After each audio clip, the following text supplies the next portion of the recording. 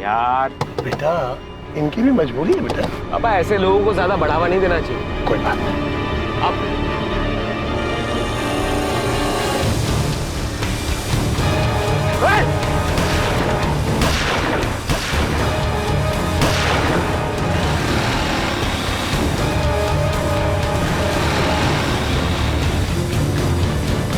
इस बार के नए सीड्स और फर्टिलाइजर्स से हमारे किसानों को काफी राहत होगी और 2021 तक 80 नए स्टोर्स खोलने का हमारा टारगेट होगा।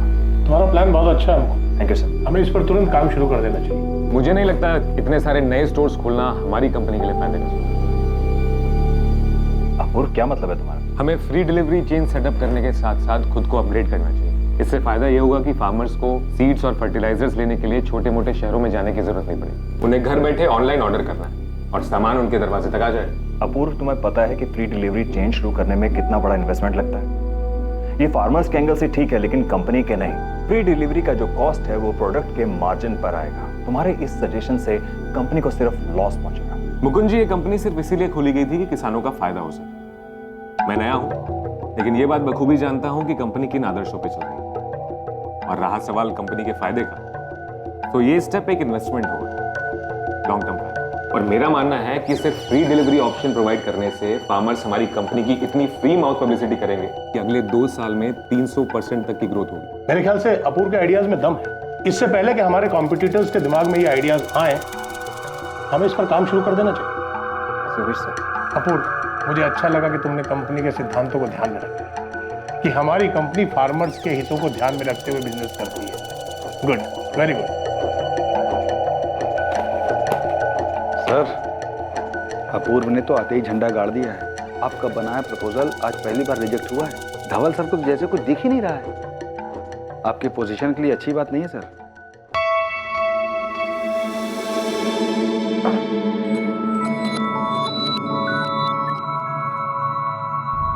आपको वाकई मेरा आइडिया पसंद आया, या फिर आपने मेरी साइड सिर्फ इसलिए ली क्योंकि मैं आपका बेटा हूं?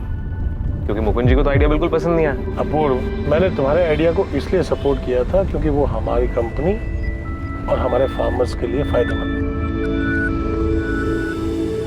उस काफसे के बच्चे का काम तमाम करना है। बहुत नाक में दम कर रखा है उसने। इस बार चार्ज थोड़ा ज्यादा बैठेगा सर। बोल कितना? 10। 15 दिए, लेकिन मेरा नाम बाहर नहीं आना चाहिए।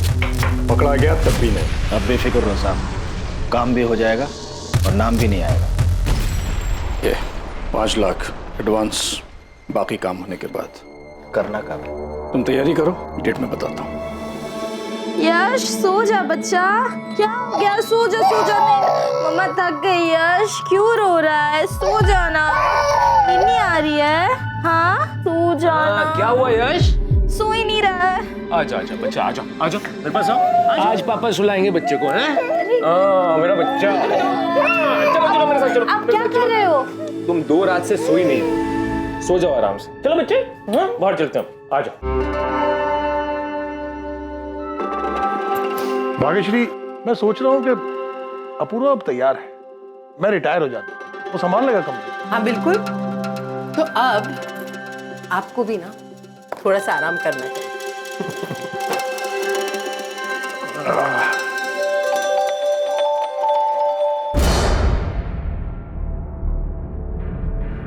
Good boy. चले अपूर्व, हो गया नाश्ता? जी बाबा बस। खाना गोपाल के हाथों भिजवा दूंगी। ठीक चले बेटा। Bye bye. Bye Yash, bye बेटा।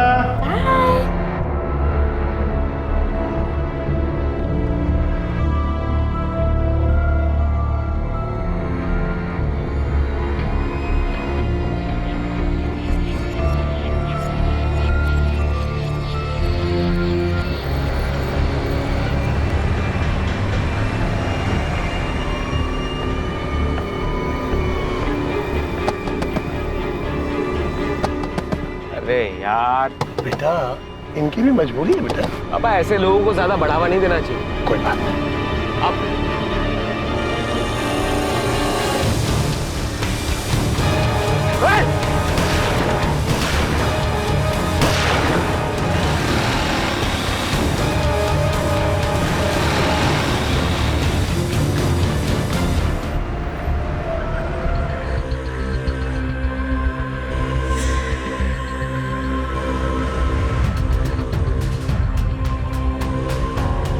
सर 4 गोलियां मारी गई है, पॉइंट ब्लैंक रेंज से। ज़्यादा खून बह जाने से कार्डियक अरेस्ट हुआ और विक्टिम की मौके पर ही डेथ हो गई। और जिस तरह से ये काम किया है प्रोफेशनल किलर ही होगा, बचने का कोई चांस ही नहीं।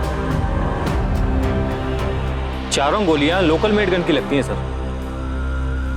चारों गोलियां सीने में मारी गई हैं।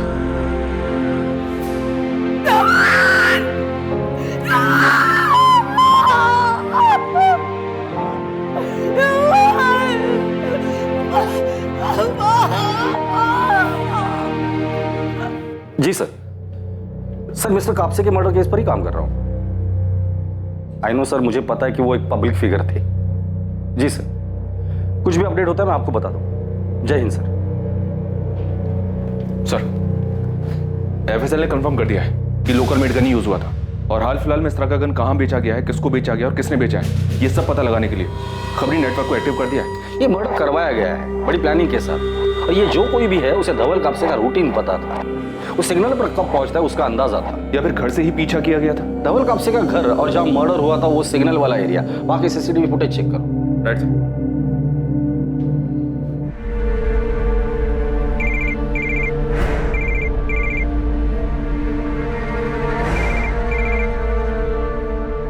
क्या हुआ? मैंने कहा था ना ये नंबर सिर्फ इमरजेंसीज के लिए दिया है। क्यों कॉल किया? मुझे पता है तुम्हें तुम्हारे सारे पैसे मिल जाएंगे और तुम कॉल मत करना, मैं करूंगी।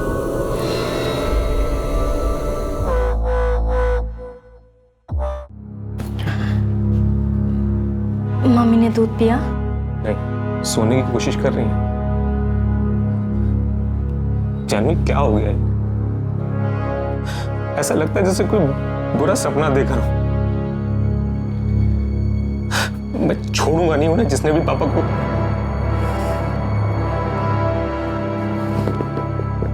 उस भिखारी का चेहरा देखा था या हुलिया बता सकते हो?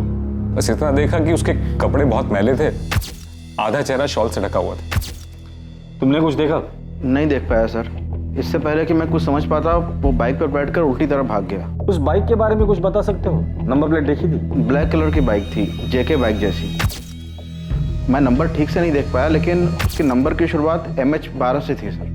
MH12 मतलब बाइक पुणे की है सर। आप लोगों को किसी पर शक? कोई ऐसा कर सकता है? पता नहीं सर, कौन करेगा ऐसा? मैं हमेशा धवल से कहती थी संभल कर आया जाए कर, थोड़ा चौका ना रहे, लेकिन उन्होंने मेरी बात कर दी। आप उनसे ऐसा क्यों कहती थी? क्या उन्हें कोई खतरा था? 2 साल पहले भी उन पर अटैक हुआ था। क्या बोल रहे हो आप? उस वक्त भी गोपाल उनके साथ था।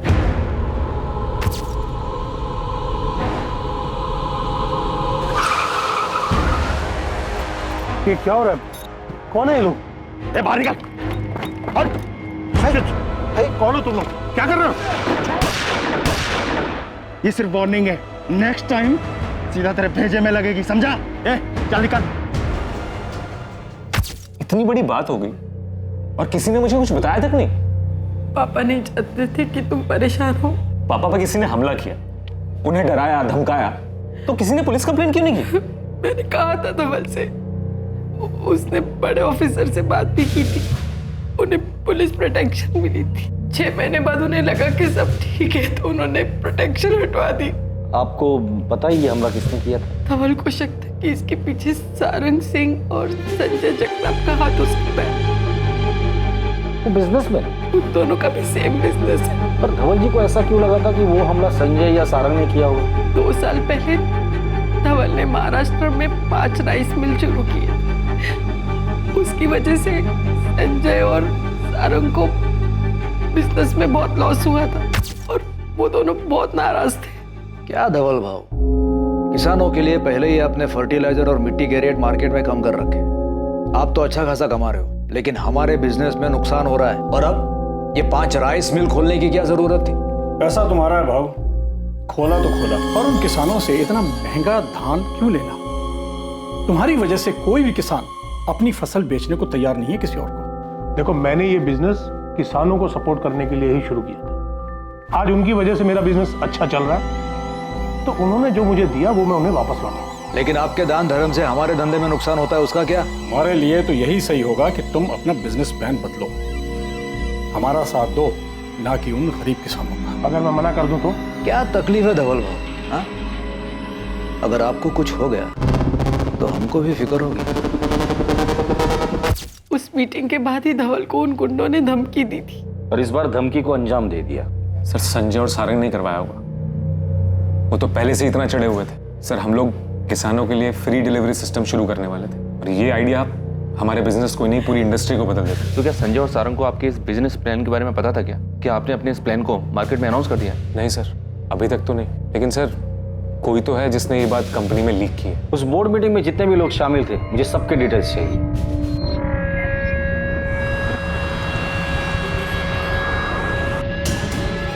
एग्रीकल्चर इंडस्ट्रियलिस्ट धवल कापसे की हत्या की खबर से पूरा शहर हिल गया है। जब उनकी कार पुणे शहर के संगम नगर एरिया के ट्रैफिक सिग्नल पर खड़ी थी, तभी उन्हें दिन दहाड़े गोली मार दी गई। सूत्रों के हवाले से खबर आ रही है कि गोली मारने वाला भिखारी के वेश में आया था। क्राइम ब्रांच पर केस को जल्द से जल्द सॉल्व करने का प्रेशर है। हमारे सूत्रों के अनुसार कुछ संदिग्धों के नाम भी सामने आए हैं। दिन दहाड़े हुए इस हत्याकांड से प्रशासन भी सख्ते में है। क्राइम ब्रांच पर कातिल को पकड़ने के लिए और भी ज्यादा दबाव बढ़ गए। धवल कापसे की हत्या से पूरा राज्य शोक के माहौल में है। उनके ना रहने से किसानों को सबसे बड़ा नुकसान होगा, क्योंकि धवल कापसे किसानों के सबसे बड़े समर्थक और हिमायती थे।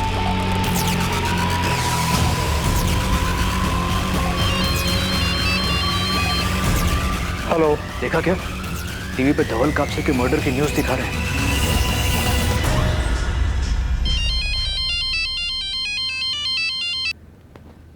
साहब आपके फोन का इंतजार था।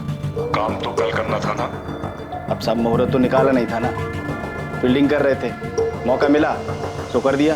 ठीक है, काम सफाई से हुआ है ना, मेरा नाम आना नहीं चाहिए। साहब बिल्कुल बेफिक्र रहिए आप।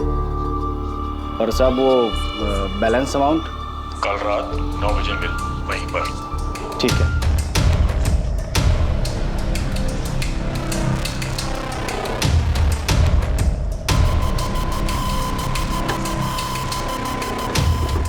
एग्रीकल्चर इंडस्ट्रियलिस्ट धवल कापसे की हत्या की खबर से पूरा शहर हिल गया है। जब उनकी कार पुणे शहर के संगम नगर एरिया के ट्रैफिक सिग्नल पर खड़ी थी, तभी उन्हें दिन दहाड़े गोली मार दी गई। सूत्रों के हवाले से खबर आ रही है कि गोली मारने वाला भिखारी के वेश में आया था। सर, एक ब्लैक बाइक मिली है। संगम सिग्नल के सीसीटीवी फुटेज में तो कुछ भी क्लियर नहीं देगा, लेकिन वहां से गोला चौक की तरफ जाते हुए रास्ते पर एक सीसीटीवी में फुटेज क्लियर मिली है। यही बाइक है सर। अगर प्रोफेशनल किलर्स हैं तो नंबर प्लेट भी फर्जी होगा सर। धवल कापसे के बिजनेस राइवल संजय और सारंग बुलाकर लेकर उन्हें बात करके देखते हैं, पता तो चल जाएगा कौन कितने पानी में है। सलाम साहब। बोल गणेश, क्या खबर है? साहब वो गन सेलर जिसने गन बेची थी वो मिल गया है। नाम क्या उसका? लक्ष्मण खुरपे नाम है सर, यही शंभूवाड़ी में रहता है, घर से ही ऑपरेट करता है।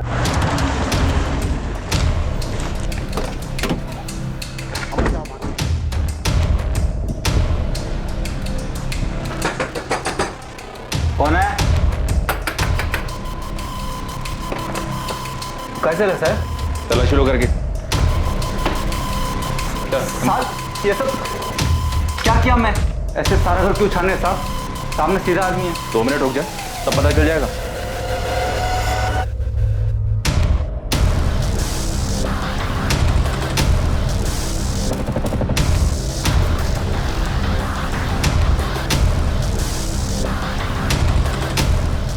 सर, ये गन मिली सब।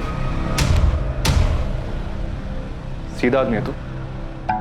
इससे सारा हमें अच्छे से पता है। 2 साल पहले आपने धवल जी को धमकी दी थी और ठीक उसके बाद ही उन पर हमला हुआ था। हाँ, उनकी वजह से हमारे बिजनेस में बहुत नुकसान हो रहा था, इसलिए मैं और संजय उनसे बात करने गए थे। अटैक वगैरह कुछ नहीं करवाया। 2 साल पहले भी पुलिस ने पूछताछ की थी, कुछ नहीं मिला। आप मेरी तरफ से बेफिक्र रहिए। आपके बिजनेस में और कोई है जो उन पर हमला करवा सकता है? मैं सिर्फ अपनी जिम्मेदारी ले सकता हूँ। धवल कापसे अपने मन की करने वाला आदमी था। अब ऐसे में उसके कितने दोस्त थे, कितने दुश्मन, ये मैं कैसे बता सकता हूँ? कभी कभी इंसान अंदर से चोट खाया हुआ होता है। आप पता लगाइए, कोई अपना तो नहीं था। चलते थे, अपना ध्यान रखना है, और कोई परेशानी हो तो मुझे बताना। चलो सर।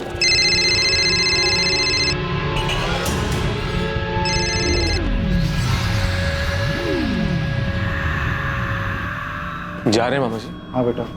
दिल्ली की फ्लाइट है, कुछ काम है। कोई भी जरूरत हो तो मुझे फोन करना। चलो। अपूर्व, चलिए यार मैं भी चलता हूँ। चलो। कुछ खाया माने? हम क्या हुआ जानवी? किसका फोन आ रहा है? कुछ नहीं, वो रॉन्ग नंबर है। मैं यश को देख के आती हूँ, वो जा क्या होगा ना। अपूर्व ने किसानों के लिए फ्री डिलीवरी सिस्टम शुरू करने के लिए एक प्लान सजेस्ट किया था सर। पूरा प्रपोजल पढ़ने के बाद मुझे मालूम चला कि सर बहुत ही ब्रिलियंट आइडिया था सर। अगर ये प्लान ऑपरेशन में आ जाता तो सर हमारी कंपनी बाकी कंपटीटर से बहुत आगे निकल जाती। अच्छा मोहन जी, बाहर वालों के अलावा कंपनी में कोई ऐसा है जो मनीवन धवल जी से बैर रखता हो? अपूर्व ने तो आते ही झंडा गाड़ दिया है। आपका बनाया प्रपोजल आज पहली बार रिजेक्ट हुआ है। धवल सर को जैसे कुछ दिख ही नहीं रहा है। बोलिए मुकुंद जी, क्या जानते हैं? सर देखिए, मैं मर्डर के बारे में कुछ नहीं जानता हूँ सर, लेकिन हाँ, धवल सर ने कुछ दिन पहले एक एम्प्लॉय को ऑफिस से बाहर निकाल दिया था। किसको? सर जयेश, धवल सर का साला। तुमने क्या सोचा जयेश कि तुम फर्टिलाइजर में मिलावट करके बेचते रहोगे और मुझे पता नहीं लगेगा? कितना भरोसा करके मैंने डिस्ट्रीब्यूशन डिपार्टमेंट तुम्हें सौंपा था और तुम मुझे ही लूट रहे हो। अभी जीजा जी, मुझे पैसों की सख्त जरूरत थी। पैसों की जरूरत थी तो मुझसे पैसे मांग, अपनी बहन से मांग लेते। मुझे माफ कर दीजिए, एक बार भरोसा कीजिए मेरे ऊपर। मैं माफ कर रहा हूं, इसीलिए तुम्हें सिर्फ जॉब से निकाल रहा हूं, लेकिन तुमने जो भी चोरी की है वो सारा पैसा तुम्हें कंपनी में जमा करना होगा, वरना मुझे पुलिस कंप्लेंट करनी होगी। मैं गलत बात को नजरअंदाज नहीं कर सकता। जीजा जी, तुम जा सकते हो।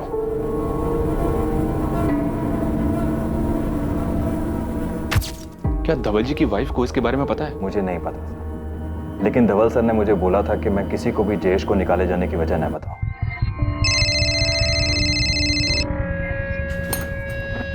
तुम बार बार कॉल क्यों कर रहे हो?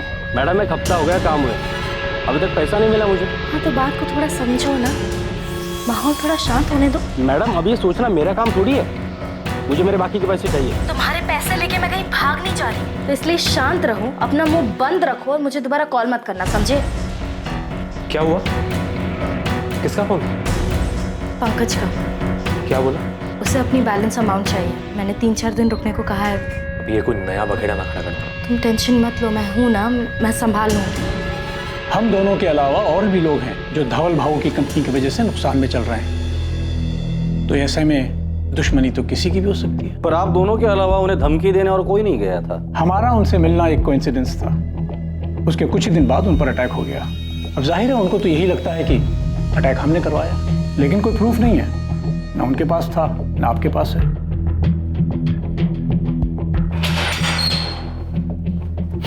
चलो और बताता साहब, मैं गन बेचता है, मध्य प्रदेश से माल उठाकर यहाँ पूना में बेचता है। सप्लायर कौन है तेरा?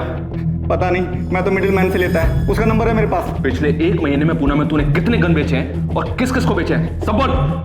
पिछले महीने 2 लोगों ने लिया है। नाम बोल। मोहम्मद इरफान और प्रकाश सुरवे। बाकी डिटेल्स जल्दी बोल लक्ष्मण, बोल। सर, जिस बाइक पर शूटर भागे थे उस बाइक के ओनर का पता चल गया, किसी सुबोध मंडल के नाम पर है। एड्रेस मिला? जी हाँ सर, उसके घर एक टीम भेज दी मैंने। गुड। और ये गन सेलर लक्ष्मण, उसने कुछ कहा? उसने 2 लोगों का नाम बताया सर। नहीं, कुछ भी छूटना नहीं चाहिए।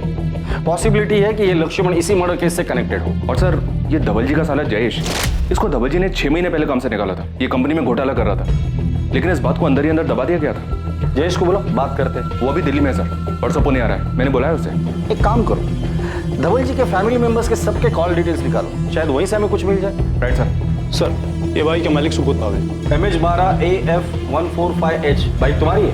हाँ साहब। ये बाइक एक मर्डर में इस्तेमाल हुई है, सच सच बता क्या किया तूने? क्या बात कर रहे हैं साहब, पिछले महीने मेरी बाइक चोरी हो गई थी, मैंने कंप्लेन भी किया था। कौन से पुलिस स्टेशन में? MS नगर पुलिस स्टेशन।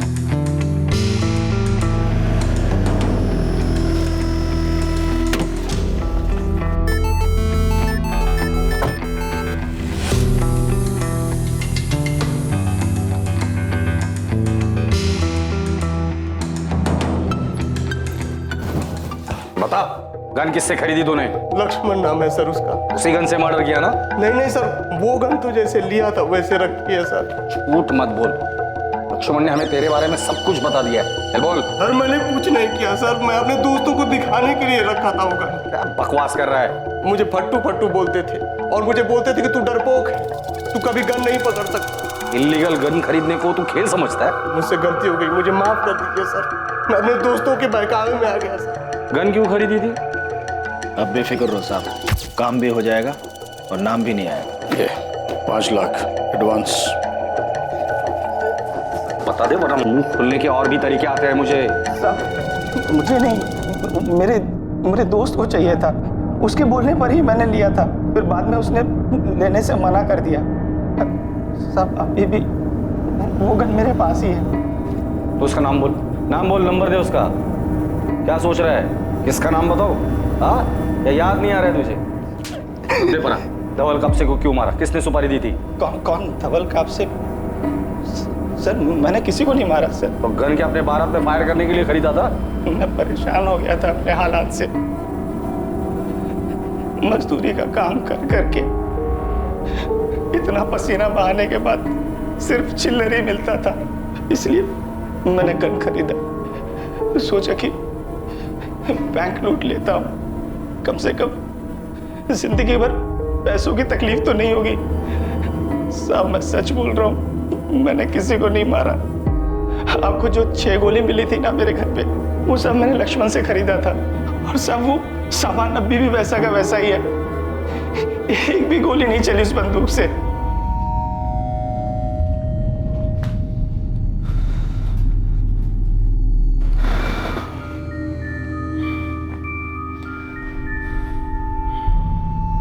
यार अब बर्दाश्त के बाहर हो गया है ये धवल का नाटक। हाँ यार, कुछ इंतजाम करना पड़ेगा उसका।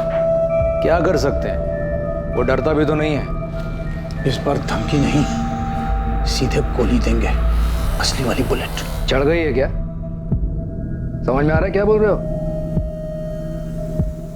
हम ऐसा कुछ नहीं करेंगे। मैं उसको डराने की बात कर रहा हूँ, जान से मारने के लिए नहीं। 2-4 गुंडों को हायर करेंगे और उनसे कहेंगे कि गोली धवल के कान के पास चलनी चाहिए।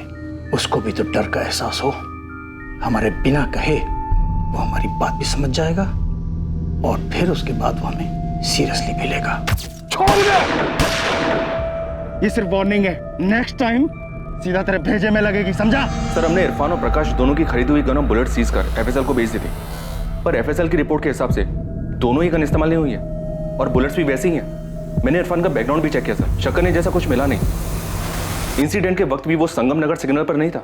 और वो दूसरा प्रकाश, उस पर लड़ाई झगड़ा करने और ज्वेलरी चुराने के कुछ केसेस तो हैं, पर अभी तक कुछ भी साबित नहीं हुआ है। थोड़ा डाउटफुल है वो।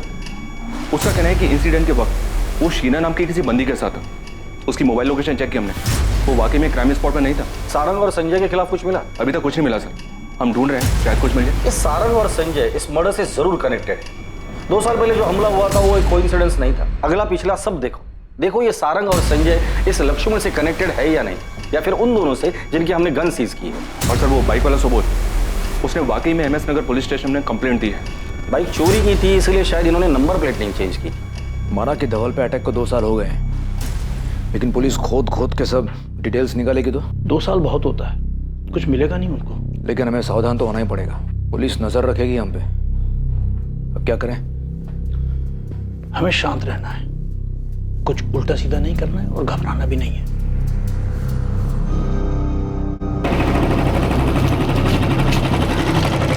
बोल गणेश, क्या खबर है तेरे पास? बहुत बड़ी खबर है सर, मेरी टीम ने ना जमकर काम किया। खबर काम किया ना, तो इनाम भी पूरी टीम को मिलेगा। चल बता। सर सबसे पहली खबर, धवल का साला जयेश, वो घर का भेदी निकला। धवल के बिजनेस राइवल सारंग सिंह के यहाँ काम करता है। कब से? 5-6 महीने से कर रहा है। मतलब जब से धवल जी ने उसे काम से निकाला था उसके बाद से? हाँ, कापसे एग्रो सॉल्यूशन से निकाले जाने के बाद मैंने सारंग साहब के यहाँ ज्वाइन कर लिया था। ये बात तुम्हारे जीजा को पता थी? नहीं, जयेश नहीं चाहता था कि ये बात धवल भाव को मालूम हो। हाँ, चोरी करना तो उसकी आदत है, पर ये बात क्यों छुपाई? क्योंकि मैं अपनी बहन के घर का माहौल ख़राब नहीं करना चाहता था। मैंने मान लिया था कि मुझसे गलती हुई है और जीजा जी ने कहा था वो ये बात किसी को नहीं बताएंगे। उसके बाद मैंने सारंग सिंह के यहाँ ज्वाइन कर लिया और जीजा जी को नहीं बताया। मतलब तुम घर में घुसकर कंपनी की जासूसी कर रहे थे, पर धवल जी को तुम्हारे बुरे इरादों की कोई खबर नहीं थी और तुम चोरी छुपे इसका फायदा सारंग को देते रहे। हाँ, जयेश ने मुझे कुछ अंदर की बातें बताई और मेरी कंपनी को फायदा हुआ। लेकिन ये धोखाधड़ी ज्यादा दिन नहीं चली। धवल जी को इसके बारे में पता चला तो उन्होंने बिजनेस में जासूसी करने का चार्ज लगाने की धमकी दी। आप लोग डर गए और उन्हें मार दिया। जयेश, तुमने फ्रॉड किया, उसके बाद तुम निकाले गए, फिर तुमने अपने जीजा के बिजनेस लेवल से हाथ मिलाया, तुम्हें तब भी चैन नहीं मिला, तो तुमने किस्सा ही खत्म कर दिया। आप भूल रहे हैं कि वो मेरे एक्स बॉस थे, लेकिन मेरी बहन के पति भी थे, और मैं अपनी बहन से बहुत प्यार करता हूँ। सर, अब दूसरी खबर, अपूर्व के जिगरी दोस्त उमेश की। वो भी किसी राइवल के यहाँ काम करता है? उससे भी बड़ी खबर है सर, ये संजय के दूर का रिश्तेदार है। मतलब यहाँ भी राइवल कनेक्शन? सर, मेरे को तो लगता है ना, इन दोनों ने मिलकर कांड किया है। सर, संजय जगताप मेरे मामा लगते हैं, वो मेरी माँ के चचेरे भाई हैं, मेरी फैमिली उनके क्लोज है सर, मैं नहीं हूँ। झूठ मत बोलो उमेश, हम अच्छी तरह से जानते हैं कि संजय ने बिजनेस सेट करने में तुम्हारी काफी हेल्प की है या नहीं? हाँ सर, की है। और तुम ये एहसान चुकाने के लिए धवल जी की इन्फॉर्मेशन देते थे उसे? नहीं सर, ऐसा बिल्कुल नहीं है सर। अपूर्व बचपन से मेरा बेस्ट फ्रेंड है, उसकी फैमिली मुझे अपनी फैमिली जैसी लगती है। और संजय मामा ने जो किया वो एहसान नहीं, मदद थी, दान नहीं, लोन दिया था उन्होंने, जिसकी इंस्टॉलमेंट मैं आज भी दे रहा हूँ सर। अगर उन्होंने इसके बदले में ऐसा कुछ करने के लिए मेरे को बोला भी होता, तब भी मैं 1 मिनट के लिए इस बारे में नहीं सोचता सर। उमेश से मैं कभी ऐसा कुछ नहीं कहूँगा। उमेश अपूर्व के बचपन का दोस्त है। उमेश की फैमिली और मेरे बीच अच्छे रिलेशंस हैं, और उमेश अपूर्व की फैमिली से ज्यादा क्लोज है। चलो मान लिया ये मर्डर आप लोगों ने प्लान नहीं किया था, लेकिन मैं अच्छे से जानता हूँ 2 साल पहले जो हमला हुआ था वो आप लोगों ने ही करवाया था। हाँ, वो अटैक हम नहीं करवाया था, पर सिर्फ धमकाने के लिए। मर्डर करने का हमारा कोई इरादा नहीं था, और ना ही उस मर्डर में हमारा कोई हाथ है। धवल जी के बिजनेस राइवल संजय और सारंग से हम लोगों ने पूछताछ की, अभी तक कुछ सामने नहीं है। सर, अगर संजय और सारंग ने ये सब नहीं किया तो और कौन हो सकता है जो पापा को चोट पहुंचाने के बारे में सोच सकता है? आपके ऑफिस या रिलेटिव्स में कोई ऐसा है जिसके आप लोगों के साथ अनबन हुई हो और उस इंसान ने वो कड़वाहट अपने दिल में रखी? सर, मैं दावे के साथ तो नहीं कह सकता, पर हमारी कंपनी के head of operation Mukund Patil, उन्हें मेरे काम करने से दिक्कत थी, और पापा मुझे और मेरे आइडियाज को सपोर्ट करते हैं, तो शायद उन्हें उनसे भी दिक्कत हो गई। ये सच है, अपूर्व को काम की समझ नहीं है। अगर वो धवल सर का बेटा नहीं होता तो शायद इस कंपनी में उसे काम करने का मौका नहीं मिला होता। और आप ये भी सोचिए कि मुझे अगर प्रॉब्लम अपूर्व से थी तो मैं अपूर्व को मारता ना, धवल सर को नुकसान नहीं पहुंचाता। शायद आप मारना अपूर्व को ही चाहते थे, लेकिन गलती से धवल जी की मौत हो गई। झूठ है ये सब, ऐसा मैंने कुछ नहीं किया। अगर आपको ऐसा लगता है इन सबके पीछे मेरा हाथ है तो आप सबूत लाइए, मैं आपके पास खुद आ जाऊंगा जहां आप बोलेंगे। सर, एक और खबर है, इन दोनों से ज्यादा बड़ी और ज्यादा चौंकाने वाली। क्या? सर, आपने मेरे को बोला था कि काप से फैमिली पर नजर रखो, मैंने रखी। धवल का बेटा अपूर्व अभी 6 महीना पहले 1 नंबर का सट्टेबाज था, सर के ऊपर बहुत बड़ा कर्जा था। और ये बात शायद किसी को अच्छी नहीं लगती। कहीं किसी ने अपूर्व का गुस्सा उसके पिता धवल कापसे के ऊपर तो नहीं निकाला, या फिर टारगेट अपूर्व था लेकिन मारे गए धवल कापसे? सर, ये कापसे फैमिली तो बहुत कुछ दबा कर बैठी है। ये अपूर्व सट्टेबाज था, कर्जा उस पर, और पता नहीं क्या क्या किया होगा। अपूर्व की बीवी जानवी, वो भी बड़ी छुपी रुस्तम है। मतलब सर? कॉल रिकॉर्ड से पता चलता है कि जानवी पंकज मिश्रा नाम के गुंडे के लगातार कांटेक्ट में है। उसके बैंक डिटेल से पता चलता है कि जानवी ने अपने अकाउंट से पंकज मिश्रा की बीवी जूही के अकाउंट में 3 बार 2-2 लाख करके 6 लाख की पेमेंट की है। अजीब है सर, पंकज जैसे गुंडे के टच में है, किसी बात के पैसे देती है, वो भी ऐसे टेढ़े तरीके से। बुलाओ दोनों को, देखते हैं क्या कहानी सुनाते हैं।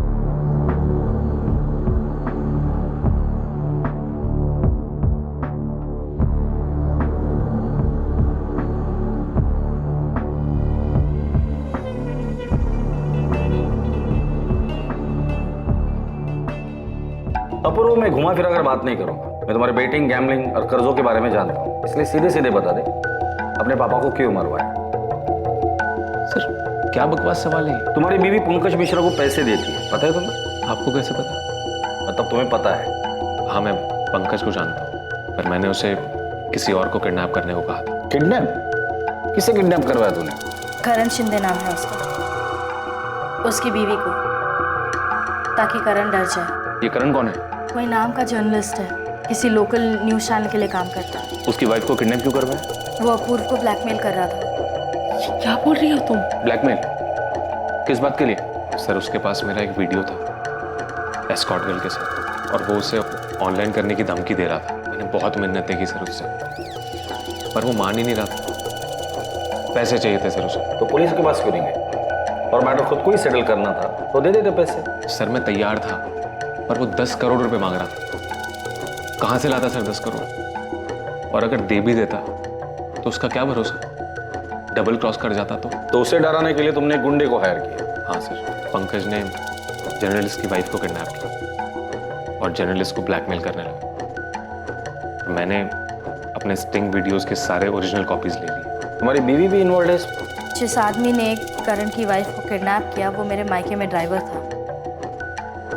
इस काम के लिए मैंने ही बात की थी उससे। तो मतलब अपूर्व एस्कॉर्ट्स के कांटेक्ट में है, ये बात तुम्हें पता थी? मैं जानती थी, नाराज थी और अपूर्व को छोड़ना भी चाहती थी, मगर फिर अपूर्व ने मुझसे वादा किया कि वो ये सारे गंदे काम, ये जुआ, दूसरी औरतें, ये सब छोड़ देगा। मैंने उसे माफ़ किया, बदलने का एक मौका दिया और वो बदला भी। मगर फिर 6 महीने बाद मुझे ये वीडियो मिला, किसी नाराज जर्नलिस्ट ने भेजा था। अपूर्व क्या है ये, क्या है ये? तुमने यश की कसम खाई थी कि तुम ये सब छोड़ चुके हो। अब तक अच्छाई का मुखौटा लगा के रखा था तुमने। जानवी, मेरा यकीन करो, मैं सच में बदल गया।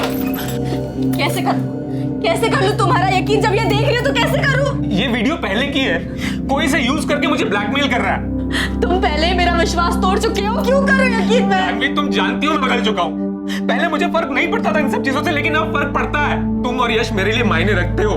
मैं तुम्हें और यश को नहीं खोना चाहता। मेरा यकीन करो, ये वीडियो सच में पुराना वीडियो है। बहुत गुस्सा आया था मुझे, मैं सब छोड़कर जाना चाहती थी, पर फिर मुझे अपूर्व पर भरोसा हुआ।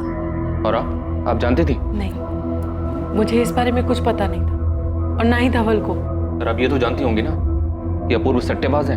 हाँ, जब हमें पता चला कि अपूर्व इन सब चीजों में पड़ा हुआ है तो हम सब बहुत हैरान थे।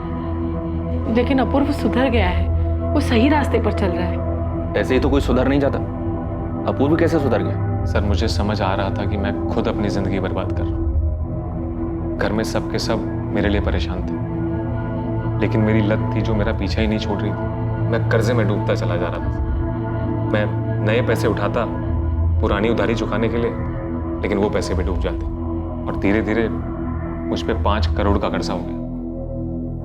और फिर एक दिन वही हुआ जिसका मुझे डर था। जिनसे मैंने उधार लिया था उन्होंने पापा को फोन कर दिया।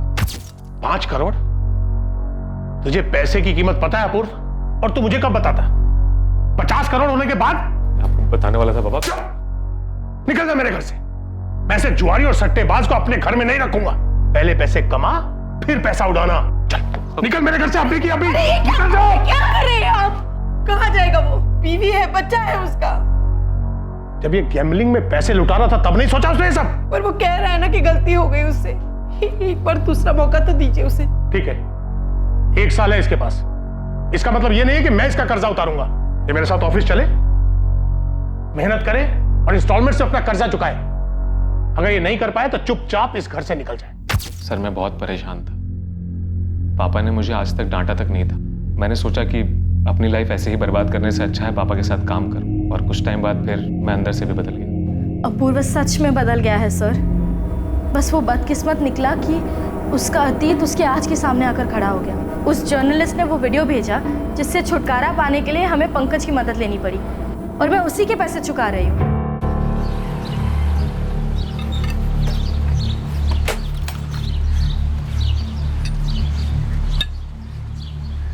गणेश भाई? अरे नीलेश, वो ब्लैक जेके बाइक का कुछ पता चला क्या? अभी तक नहीं भाई।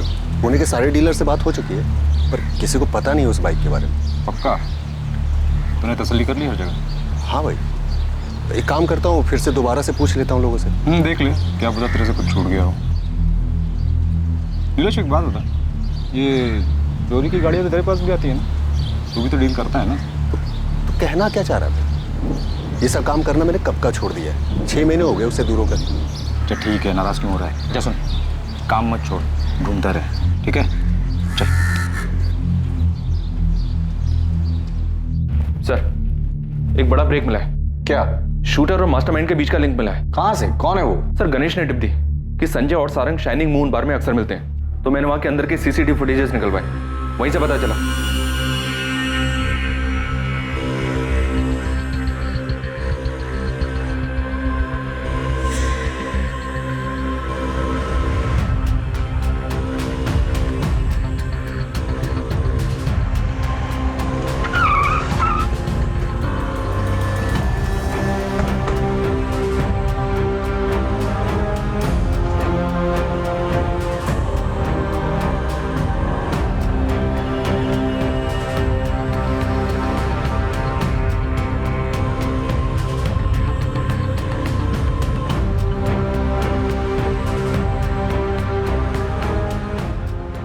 तुम्हें क्या लगा पुलिस तुम तक कभी नहीं पहुंच पाएगी? शाइनिंग मून बार का सीसीटीवी फुटेज है, तुम्हारी साइन की हुई रिसिट है, ये सबूत काफी है ये साबित करने के लिए इस मर्डर के प्लानिंग में तुम भी शामिल थे। हम ये भी जानते हैं कि गन पक्या ही लेकर आया। अब भी तुम यही कहोगे कि धवल कापसे के मर्डर के बारे में तुम कुछ नहीं जानते?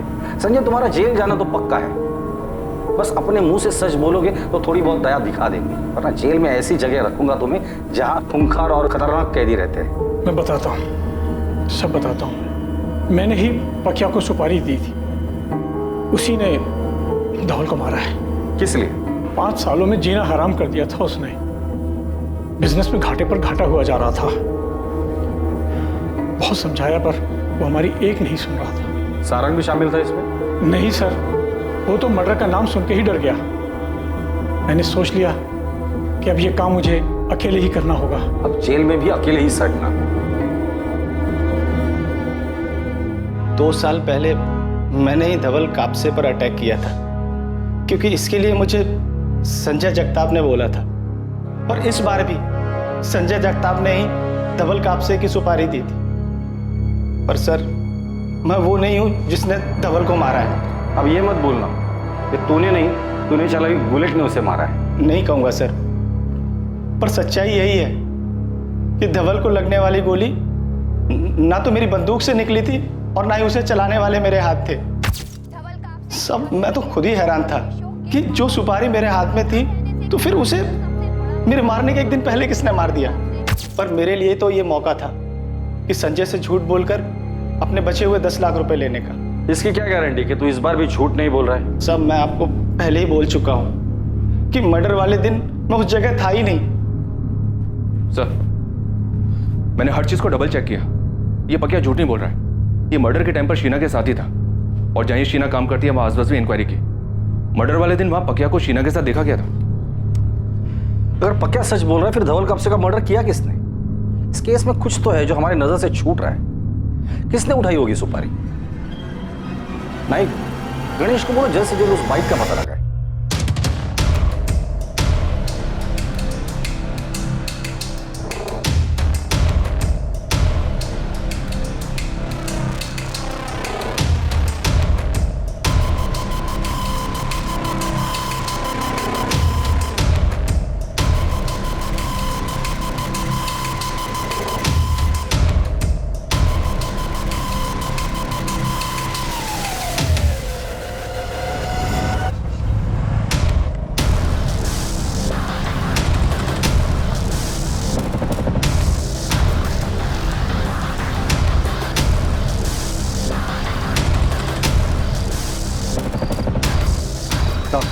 क्या रे, इतनी क्या खाई पड़ी तेरे को जो लगातार फोन कर रहा था? मुझे सही कीमत नहीं मिली साहब, सिर्फ 2 लाख मिली मुझे, जबकि आपने गगन को 20 लाख दिए थे। तो उसमें मैं क्या करूं?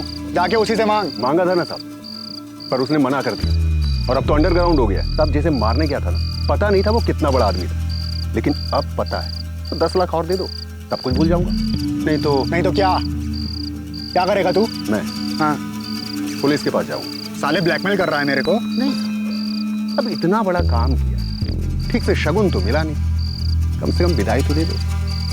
करोड़पति आदमी था धवल, 10 लाख के लिए इतना सोचे। कॉल करता हूं आपको, बता देना कहाँ हूं पैसे लेने।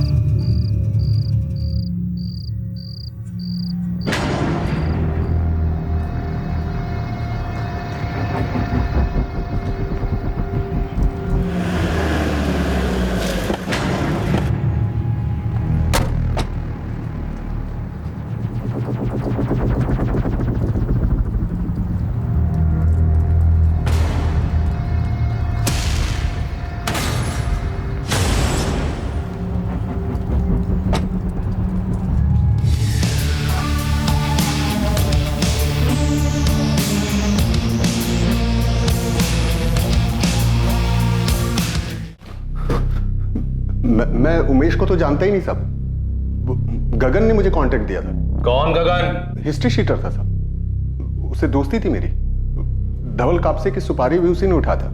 उस वक्त तो मुझे पता भी नहीं था कि हम किसे मारने जा रहे हैं, लेकिन बाद में जब टीवी पर न्यूज देखा तब जाकर मुझे समझ में आया कि गगन को इस सुपारी के ढेर सारे पैसे मिले, लेकिन मुझे वो 2 लाख में टरका दिया।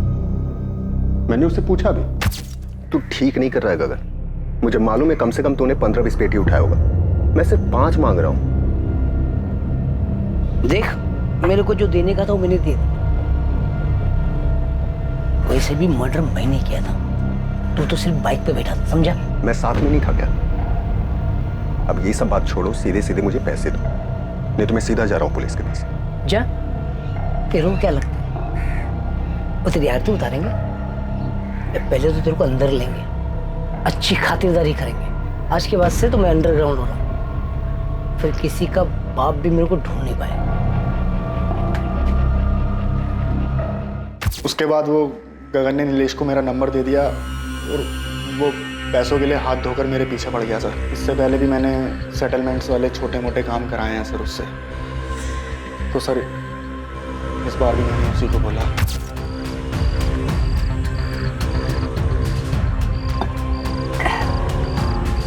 क्या बात है, बड़े दिनों के बाद याद किया? क्या करें, काम ही कुछ ऐसा है। मर्डर करना है। हो जाएगा। किसका करना है?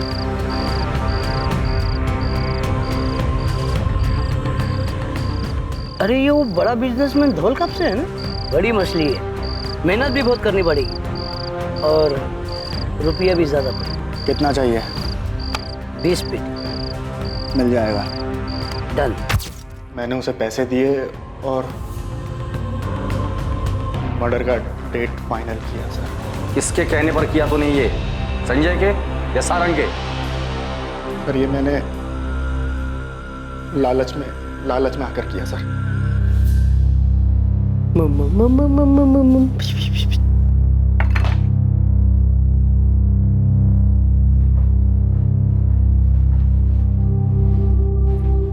क्या हुआ इंस्पेक्टर साहब, कोई और भी पकड़ा गया क्या? हाँ, एक और शूटर, पर उन लोगों ने ये काम नहीं किया था। उन लोगों ने नहीं किया तो फिर किसने किया था? संजय ने प्लान किया था, सुपारी भी दी, लेकिन उनके कुछ करने से पहले ही धवल जी को किसी और ने मरवा दिया। इस मर्डर के पीछे मास्टरमाइंड कोई और ही है। क्यों अपूर्वा, सही कहा ना मैंने? आप कहना क्या चाहते हैं? अपूर्वा, अपनी पत्नी और माँ को तुम खुद बताओगे या फिर हम बताएं कि अपने पापा को तुमने ही मरवाया? सर आज तक मुझे किसी ने छुआ तक नहीं, और पापा ने सबके सामने, मेरी पत्नी के सामने मुझे थप्पड़ मार दी। 5 करोड़? मैं आपको बताने वाला था पापा। निकल जा मेरे घर से। मैं ऐसे जुआरी और सट्टेबाज को अपने घर में नहीं रखूंगा। घर से बाहर निकाल रहे थे, बहुत बेइज्जती हुई थी उस, तो मैंने भी बदला लेने की ठानी। और फिर तुमने उमेश से कहा? समझते क्या है वो खुद को, इतना बड़ा कारोबार है और मैंने मांगा क्या? सिर्फ 5 करोड़, जिसके लिए सबके सामने थप्पड़ मार दिया मेरे बाप ने। बहुत हो गया, छोड़ूंगा नहीं। क्या करेगा तू? हैं? क्या करेगा? मार दूं। क्या? मुझे तेरी मदद चाहिए। देख कपूर, बहुत पी लिए, घर चलते हैं, चलो। मेरे बाप की 2000 करोड़ की प्रॉपर्टी, तू मेरी मदद करेगा तो मैं तुझे 10% दूंगा। सर मर्डर का सारा इंतजाम उमेश ने, और मैं बस बदलने का दिखावा करता रहा ताकि सबकी नजरों में अच्छा बन जाऊं। तुम 2 रात से सोई नहीं, सो जाओ आराम से। एग्रीकल्चर मार्केट में अगर लीडर बनना है तो हमें इसके बारे में अभी से सोचना पड़ेगा। आपको वाकई मेरा आइडिया पसंद आया या फिर आपने मेरी साइड से रिस्क ले ली क्योंकि मैं आपका बेटा हूं? मैं छोड़ूंगा नहीं उन्हें जिसने भी पापा को, और धीरे धीरे पापा को भी यकीन हो गया कि मैं बदल गया हूं। उन्होंने ऑफिस में भी मुझे वो इज्जत देनी शुरू कर दी थी। मेरे ख्याल से अपूर्व के आइडियाज में दम है। अपूर्व, मुझे अच्छा लगा कि तुमने कंपनी के सिद्धांतों को ध्यान में रखा। और फिर मैंने मर्डर का डेट और टाइम डिसाइड किया, और फिर सब प्लान के मुताबिक। तुमने अपने पापा को सिर्फ इसलिए मरवाया क्योंकि उन्होंने तुम्हें एक थप्पड़ मारा था? सर पापा चाहते तो मेरी मदद कर सकते थे। सर आज भी जिन लोगों से मैंने उधार लिया है मुझे धमकी देते हैं। सर पापा नहीं जानते थे कि कैसे लोग हैं। सर ये लोग चाहते तो मुझे मार भी सकते थे, और वो भी सिर्फ 5 करोड़ रुपए के लिए, लेकिन पापा को कोई फर्क नहीं पड़ा। उनके लिए तो उनकी कंपनी सबसे ऊपर, उनके आदर्श सबसे ऊपर। अपूर्व, इतने क्रिमिनल्स देखे हम लोगों ने, पर तुम्हारे जैसे लोगों को देखकर हैरत होती।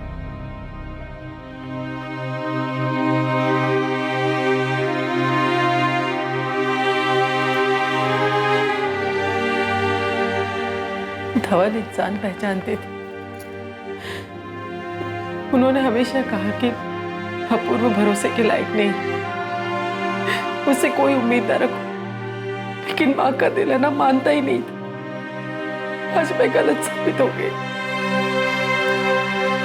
नहीं मम्मी, आपने और पापा ने हमें हमेशा बहुत सारा प्यार दिया। पापा पता नहीं कितने लोगों के इंस्पिरेशन थे। उनका खुद का बेटा उनसे कुछ सीख नहीं पाया, इसमें आपकी गलती नहीं है, उसी की बदकिस्मती।